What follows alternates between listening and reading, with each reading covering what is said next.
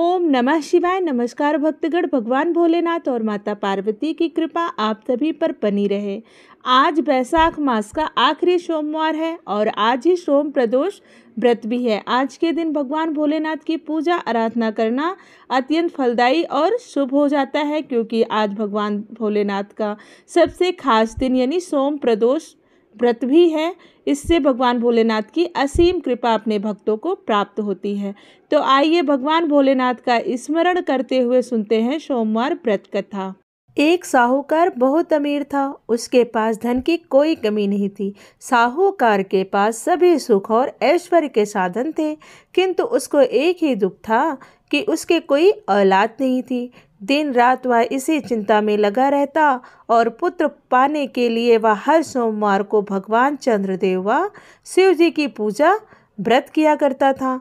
साहूकार की भोलेनाथ के प्रति ऐसी भक्ति देखकर एक बार माँ पार्वती जी ने शिव जी से कहा, हे नाथ, ये साहूकार आपका अनन्य भक्त है और सदैव ही आपका व्रत और पूजा भक्ति भाव से किया करता है। आप कृपया करके इसकी मनोकामना को पूरी कर दें। पार्वती जी के ऐसे वचन सुनकर भोलेनाथ ने माँ गौरी से कहा, हे पार्वती, यह संसार एक कर्म क्षेत्र है। यहाँ जो भी जैसा कार्य करता है उसे वैसा ही फल मिलता है, अर्थात जैसा कार्य मनुष्य करता है वैसा ही परिणाम भोगता है। किंतु माता पार्वती जी आग्रह पूर्वक बोली, हे महादेव, यह आपका अनन्य भक्त है। यदि इसको कोई भी दुख है तो आपको अवश्य दूर करना चाहिए। यदि आप अपने भक्तों की मनोकामनाएं पूरी नहीं करेंगे तो क्यों मनुष्य आपकी भक्ति सेवा व पूजा करेंगे। पार्वती जी के इस आग्रह को सुनकर शिवजी ने कहा, हे शिवे, इस साहूकार के कोई पुत्र नहीं है। इसी कारण यह दिन रात चिंतित व दुखी रहता है।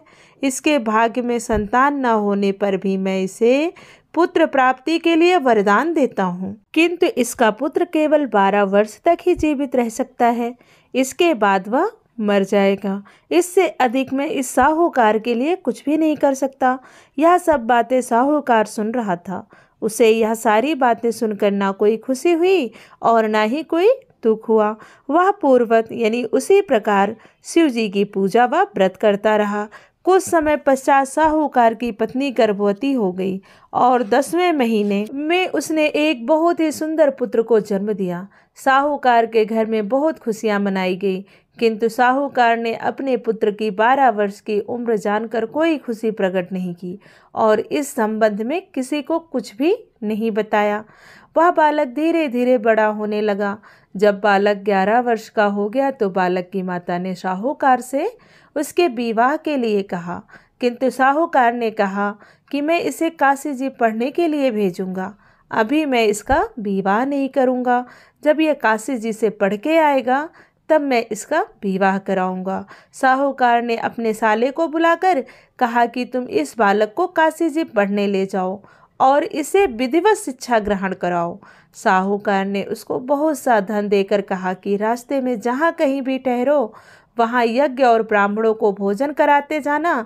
इस प्रकार वह दोनों मामा भांजे रास्ते में यज्ञ करते, दान देते हुए और ब्राह्मणों को भोजन कराते हुए जा रहे थे। रास्ते में एक शहर पड़ा। उस शहर की राजा की कन्या का विवाह था। एक अन्य राजा का लड़का बारात लेकर आया था, लेकिन वह एक आंख से काना था।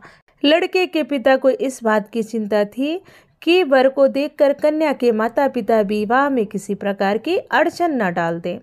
इसी कारण जब उन्होंने साहूकार के अति सुंदर बेटे को देखा तो उनके मन में विचार आया कि क्यों न इस लड़के से विवाह का कार्य पूर्ण करा लिया जाए।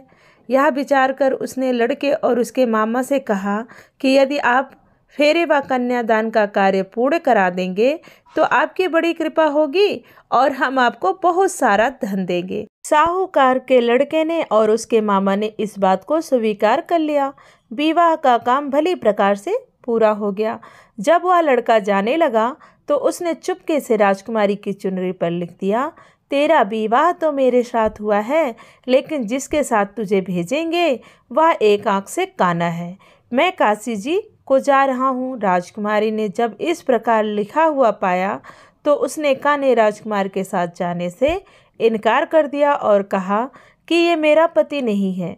मेरा विवाह जिसके साथ हुआ है वह काशी जी गया है। राजकुमारी के पिता ने जब यह सब बात सुनी तो उसने अपनी कन्या को विदा करने से इनकार कर दिया। बारात वापस चली गई। उधर साहूकार का लड़का और उसका मामा काशी जी पहुँचे, जहाँ लड़के ने पढ़ना शुरू कर दिया तथा अपना अतिरिक्त समय मामा भांजा यज्ञ दान आदि में व्यापित करने लगे। इस प्रकार कई महीने बीत गए। जब लड़का 12 वर्ष का हुआ तो उस दिन लड़के के मामा ने यज्ञ का आयोजन कर रखा था। अचानक ही लड़के की तबीयत खराब हो गई। लड़के के मामा ने कहा कि अंदर जाकर सो जाओ। लड़का अंदर जाकर सो गया। थोड़ी देर पश्चात लड़के के प्राण निकल गए। जब लड़के के मामा ने देखा कि वह मर गया है तो वह बहुत दुखी हुआ। उसने सोचा कि मैं पहले यज्ञ पूरा कर लूं, तब कुछ सोचूंगा। लड़के के मामा ने यज्ञ पूरा किया और फिर रोना प्रारंभ कर दिया। वह बहुत जोर जोर से रो रहा था। संयोगवश शिव जी और माता पार्वती जी उधर से जा रहे थे। पार्वती जी ने भगवान भोलेनाथ से कहा, हे नाथ, कोई दुखी व्यक्ति रो रहा है, उसके कष्टों को दूर कर दो। जब शिव जी और पार्वती जी वहां पहुंचे तो उन्होंने देखा कि वहां पर एक लड़का मरा हुआ पड़ा है। तब पार्वती जी ने देखते ही लड़के को पहचान लिया। पार्वती जी ने लड़के के मरने का कारण पूछा तो भोलेनाथ ने बताया, हे गौरी, इस लड़के की इतनी ही आयु थी, ये अपनी आयु पूरी कर चुका है। पार्वती जी ने विनम्रता पूर्वक कहा, हे प्रभु, कृपया करके आप इस लड़के को जीवित कर दीजिए, नहीं तो इसके माता पिता इसके वियोग में तड़प तड़प कर अपनी जान दे देंगे। माता पार्वती जी की बात सुनकर शिव जी ने लड़के को पुनः जीवित कर दिया। शिव जी की कृपा से लड़का जीवित हो गया। शिव शंकर व माता पार्वती जी शिवधाम को चले गए। शिक्षा पूरी होने पर लड़का और उसका मामा पहले की तरह यज्ञ करते हुए ब्राह्मणों को भोजन तथा दक्षिणा देते हुए अपने नगर की ओर चल दिए। रास्ते में दोनों उसी शहर में आए जहाँ पर लड़के की शादी हुई थी। वहाँ पहुंचकर दोनों ने यज्ञ करना शुरू कर दिया। जब वो दोनों यज्ञ कर रहे थे तो उस समय लड़के के ससुर यानी वहाँ के राजा ने, जो उधर से घोड़े पर बैठकर अपने सेवकों के साथ जा रहा था, उसने लड़के को पहचान लिया। राजा ने महल में ले जाकर दोनों की खूब सेवा की। कुछ समय राजा के महल में रहने के बाद लड़के ने राजा से जाने की आज्ञा ली। राजा ने अपनी लड़की और जमाई को एक साथ विदा किया और साथ में बहुत सा धन एवं दास दासियों को भी भेजा। जब वे अपने शहर में आए तो लड़के के मामा ने कहा, पहले मैं तुम्हारे माता पिता को तुम्हारे आने की खबर सुना आता हूँ, तब तक तुम पत्नी सहित यहाँ पर विश्राम करो। ऐसा कहकर लड़के के मामा साहूकार को अपने पुत्र के आने की खबर देने चला गया। घर जाकर उसने देखा कि उसके बहन और बहनोई छत पर बैठे हुए हैं और उन्होंने यह प्रण कर रखा है कि बेटा जीवित लौट आया तो वह छत से नीचे उतर जाएंगे, नहीं तो छत से कूदकर अपने प्राण त्याग देंगे। लड़के के मामा ने जब यह समाचार उन्हें सुनाया कि उनका लड़का जीवित लौट आया है तो उन्हें विश्वास नहीं हुआ। तब लड़के के मामा ने शपथ खाकर कहा कि आपका पुत्र अपनी स्त्री और बहुत से धन और दास दासियों सहित घर आया है। तब साहूकार और उसकी पत्नी छत से नीचे उतर आए तथा बड़ी प्रसन्नता के साथ अपने बेटे और बहू का स्वागत किया। सभी प्रसन्नता के साथ रहने लगे। इस प्रकार भक्ति भाव से जो प्राणी सोमवार के व्रत का पालन करता है तथा प्रेम पूर्वक इस कथा को सुनता या पढ़ता है तो उसके सभी कष्ट दूर होते हैं, सारी मनोकामनाएं पूर्ण होती हैं और इस लोक में सभी सुख सुविधाओं को भोग कर अंत में उसे शिवलोक की प्राप्ति होती है। यह आदि के जप तप ध्यान हवन उपासना दान आदि सत्य कार्य करने से जो फल मिलता है वही फल सोमवार व्रत को करने से मिलता है। प्रेम से बोलिए ओम नमः शिवाय, हर हर महादेव। आइए अब सुनते हैं सोमवार व्रत की दूसरी कथा। मृत्यु लोक में भ्रमण करने की इच्छा करके एक समय श्री भूतनाथ भगवान भोलेनाथ माता पार्वती के साथ मृत्यु लोक में पधारे। भ्रमण करते करते माता पार्वती और भोलेनाथ विदर्भ देशांतर्गत अमरावती नाम की अति रमणीक नगरी में पहुँचे। अमरावती नगरी स्वर्ग के समान सदृश सभी प्रकार के सुखों से परिपूर्ण थी। उसमें वहाँ के महाराज द्वारा बनवाया हुआ अति रमणीक शिव जी का मंदिर भी था।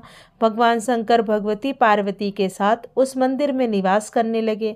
एक समय माता पार्वती जी भगवान भोलेनाथ को प्रसन्न देख मनोविनोद करने की इच्छा से बोली, हे महाराज, आज तो हम दोनों चौसर खेलेंगे। शिव जी ने प्राण प्रिय की बात को मान लिया और चौसर खेलने लगे।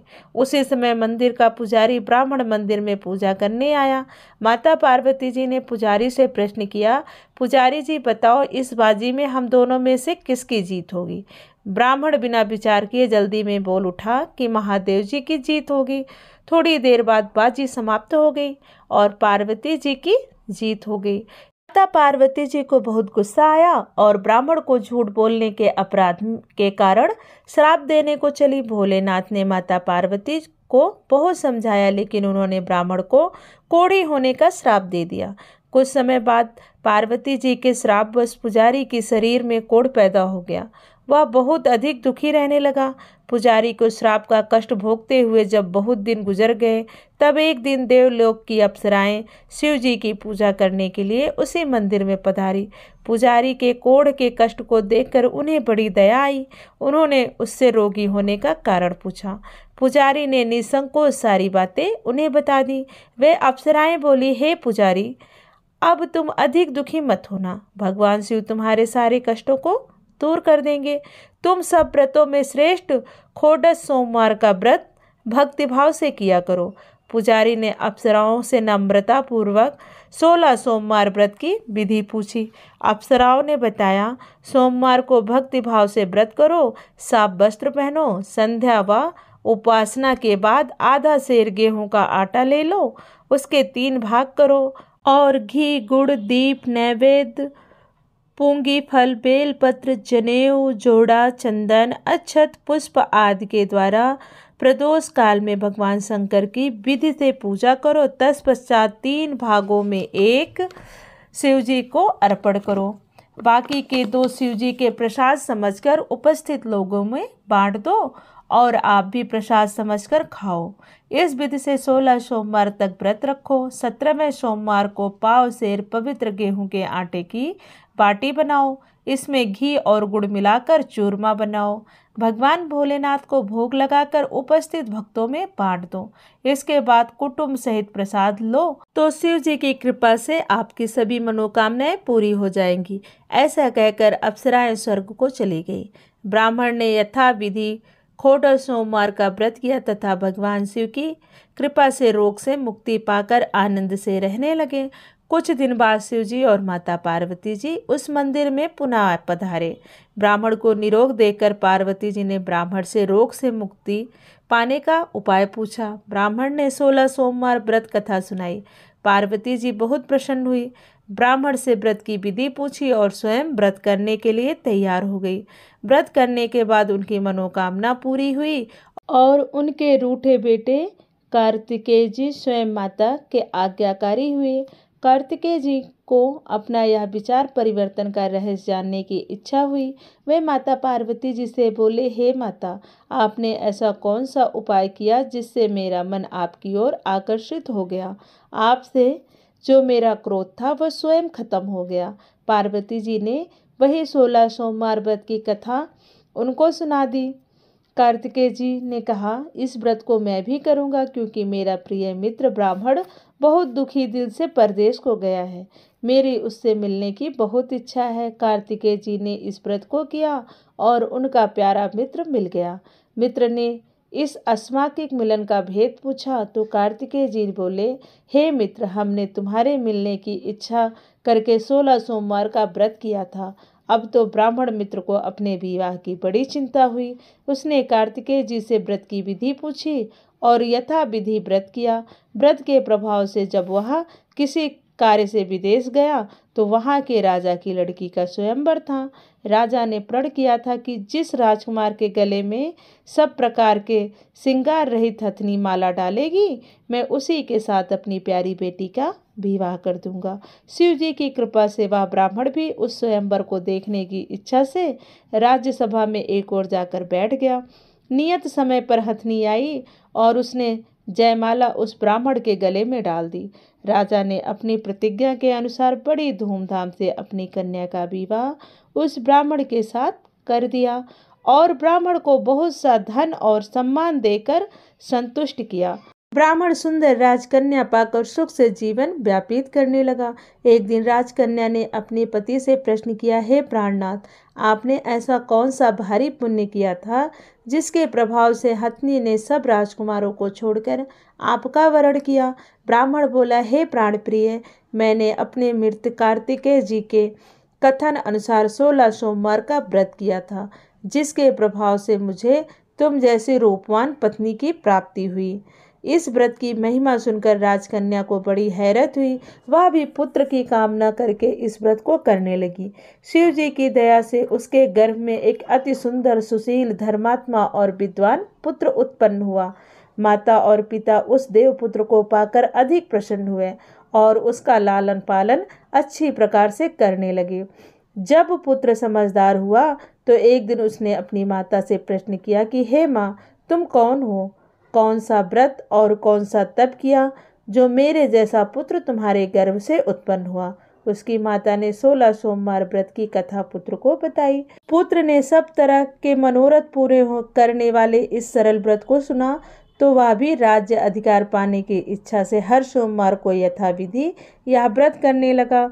व्रत शुरू करने के बाद एक देश के वृद्ध राजा के दूतों ने आकर उसको राजकन्या के लिए वरण किया।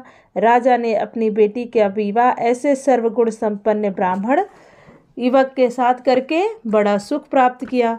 वृद्ध राजा के दिवंगत हो जाने पर इसी ब्राह्मण को सिंहासन पर बैठाया गया, क्योंकि दिवंगत राजा के कोई पुत्र नहीं था। राज्य की उत्तराधिकारी होकर वह भी ब्राह्मण पुत्र 16 सोमवार का व्रत करता रहा। जब 17वां सोमवार आया तो विप्रपुत्र ने अपने प्रियतमा से पूजन सामग्री लेकर शिव पूजा के लिए शिवालय में चलने को कहा, परंतु उसकी पत्नी ने उसकी आज्ञा की परवाह न की। दास दासियों द्वारा सब सामग्रियां शिवालय में भिजवा दी, परंतु स्वयं नहीं गई।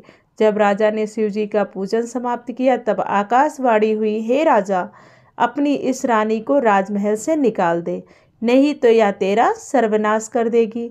यह आकाशवाणी सुनने के बाद राजा के आश्चर्य का ठिकाना न रहा। उसने मंत्रणागृह में आकर अपने सभासदों को बुलाकर कहा, मंत्रियों, मुझे आज शिव जी की आकाशवाणी हुई है कि राजा तू अपनी इस रानी को राज्य से निकाल दे, नहीं तो यह तेरा सर्वनाश कर देगी। राज्य के मंत्री और सभासद आदि सब विस्मय और दुख में डूब गए, क्योंकि जिस कन्या के कारण उसे यह राज्य मिला था, राजा उसी को निकालने की बात कर रहा था। यह कैसे हो सकता है? पर राजा ने मंत्रियों की परवाह नहीं की। उसने अपनी पत्नी को राजमहल से निकाल दिया। रानी दुखी हृदय से भाग्य को कोसती हुई राज्य से बाहर चली गई।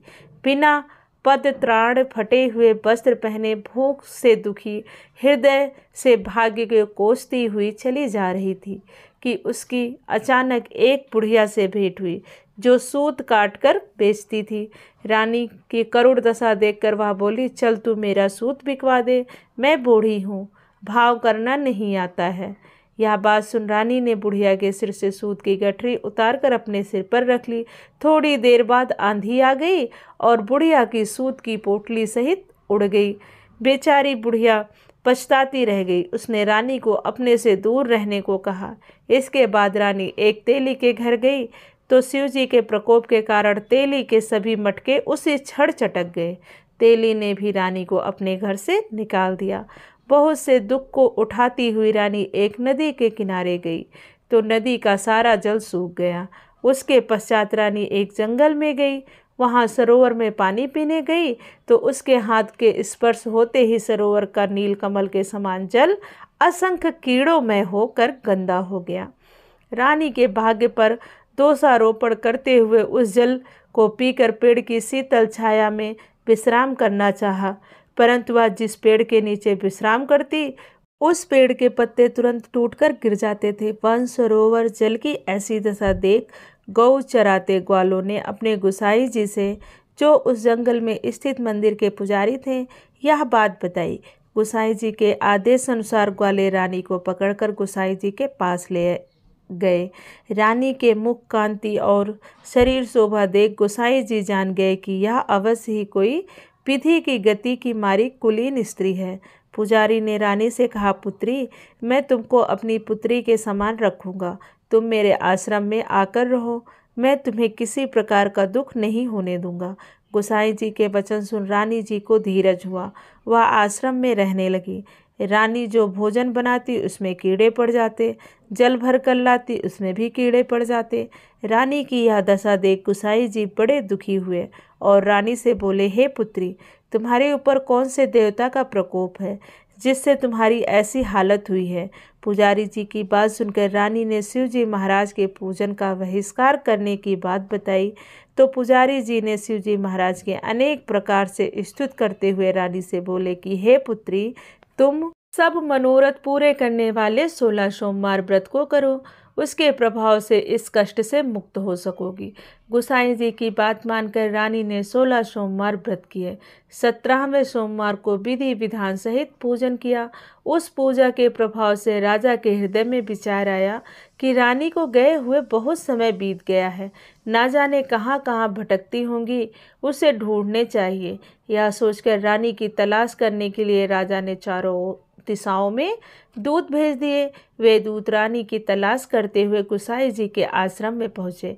वहां रानी को पाकर उसने रानी को अपने साथ ले जाने का आग्रह करने लगे, परंतु गोसाई जी ने मना कर दिया। दूत चुपचाप वापस लौट आए और राजा को रानी का पता बताया। रानी का पता पाकर राजा गोसाई जी के आश्रम में गए और उनसे कहा, महाराज, जो देवी आपके आश्रम में रहती हैं वह मेरी पत्नी है। शिव जी के प्रकोप के कारण मैंने उनको त्याग किया था। अब मैं भोलेनाथ की कृपा से उसे लेने आया हूँ। कृपया मुझे अपनी पत्नी को साथ ले जाने की आज्ञा दें। यह सुनकर गोसाई जी बड़े प्रसन्न हुए। उन्होंने रानी को राजा के साथ जाने की अनुमति दे दी। राजा बड़ी प्रसन्नता के साथ रानी को महल में लेकर आया। सारे राज्य में उत्सव मनाया गया और चारों तरफ प्रसन्नता की लहर दौड़ गई। सारी प्रजा ने अपनी रानी की आने की खुशी पर खुशियां मनाई। राजा और रानी फिर नियम पूर्वक 16 सोमवार के व्रत का पालन करते हुए बहुत समय तक आनंद पूर्वक भूलोक पर निवास करते रहे। अंत समय में दोनों को मोक्ष की प्राप्ति हुई। इस प्रकार जो मनुष्य 16 सोमवार के व्रत को श्रद्धा पूर्वक करता है उसकी सभी मनोकामनाएं भगवान शिव जी की कृपा से पूर्ण होती है और उसे मोक्ष की प्राप्ति होती है। प्रेम से बोलिए भगवान भोलेनाथ की जय, माँ पार्वती की जय। दोस्तों, याति सोमवार व्रत की संपूर्ण कथाएं, इन्हें सुनकर आप अपना सोमवार व्रत पूर्ण करें और वीडियो को लाइक करें, शेयर करें और चैनल को जरूर सब्सक्राइब कर लें ताकि सभी व्रत त्योहारों की कथाएं आपको आसानी से मिल सके। वीडियो के अंत तक बने रहने के लिए धन्यवाद। राधे राधे, जय माता दी।